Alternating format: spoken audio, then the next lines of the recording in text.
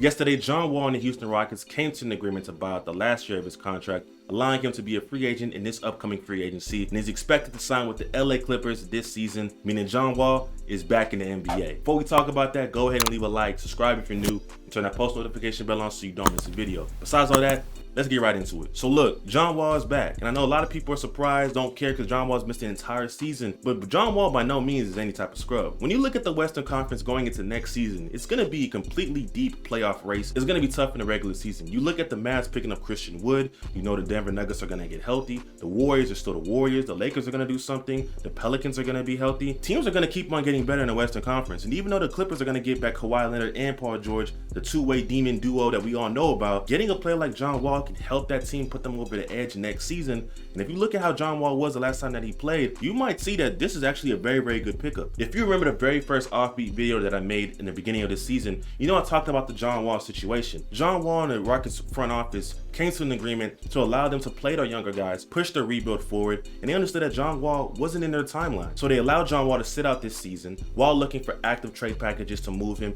throughout the season. Even though it didn't happen, they were able to move him before free agency started this Thursday, allowing him an opportunity to look at multiple teams that he wants to sign with. If you look at John Wall in the 2021 season, the last time that he played, he averaged around 20 points per game and around 7 assists, while having his highest usage rate in his entire career, while having the lowest turnovers per game that he's had since 2013. I think that when you look at John Wall and his ability to get to the basket and also play make for others, that's a skill that you need on any type of contending team. His efficiency did drop in that season as well, shooting around 40% from the field and 31% from three on around 6 attempts. I still believe John Wall has a lot to give to a team, because when you look at that 2021 Rockets team, it wasn't good. It wasn't a great team at all. And I think that when you put around spacers around John Wall, like the LA Clippers have, being the third best three-point shooting team in the regular season last year, I think that it's a perfect opportunity for a guy that can get to the basket, and if he gets to the basket, can kick it out to shooters that are wide open. And you look at the fact that the Clippers have been looking to get a playmaking point guard that can help them set up guys in the half court. They tried to use Rondo a year ago, and it didn't work out. And I think that at the end of the day, Kawhi and PG are great players,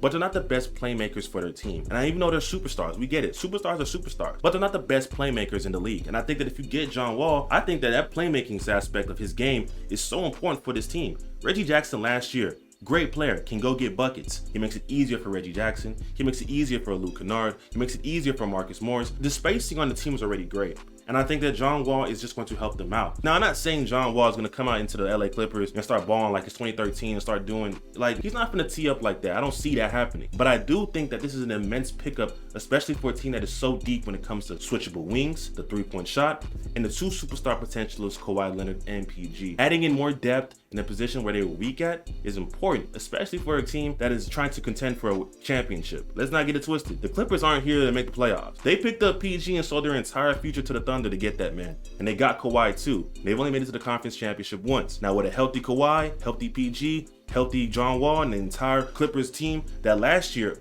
overachieved. We gotta think about it. This team, even with their role players, when PG went down earlier in the year and Kawhi didn't play, they were able to be an 8 seed last season. And I think that that's important to look at. This team isn't just a team where they're relying on just their superstars. This team has a foundation, credit to Ty Lue, where they play hard on defense and can still compete with the best of them. And I think that when you add everything in, next season is going to be very interesting for the Clippers. Why I like this John Wall pickup so much, because I just think he helps everybody else on the offensive end already. The only thing about John Wall that I'm really just shaky on is if he can consistently stay healthy. I know he hasn't played in over a year, so he has to get back into game shape. And also, he's had some injuries over the past 2 years. We've looked at the Achilles injury, there's been an infection. If John Wall can stay healthy, the Clippers are going to be in a very great situation. And even if he isn't healthy, he's only able to play maybe 25 minutes a game or even 20 minutes a game and come off the bench, that's still a great pickup for what they're going to pick him up for.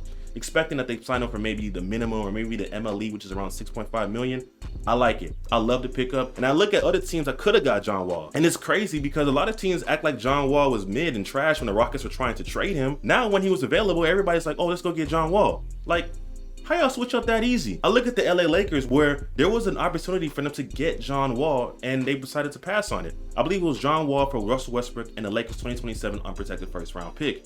They said no. I think that the Lakers should have picked him up when they could have. The Lakers could have got him. And I think that now that they didn't get him, the team right next door to them got a little bit deeper. And at the end of the day, the Lakers are trying to win championships, right? All in all, when it comes to John Wall, I'm just happy that he's able to play basketball. Even as a Rockets fan, it was actually unfortunate that he wasn't able to play, and that the franchise wasn't able to trade him in the time being of last season. I'm happy for the man. If you remember the first video, like I talked about my first offbeat video when I posted it on Twitter, John Wall actually liked the video. So shout out to John Wall. I'm really rooting for him. I really want him to come out here and perform well. I know a lot of people want to write him off just because he hasn't played so long in the league, but I think that if he stays healthy, is able to contribute to the Clippers, and I think that even if he isn't able to drop 20 points per game or maybe down slash and dunk on everybody like he used to back in the day, I think that if he's able to play make for the team with the help of Kawhi and PG, he's going to help it make it much more easier for those guys to get into their spots on offense. And if he's even above average on defense, or just even average on defense, this team is going to be so hard to deal with. You look at the wings on the team: Robert Covington,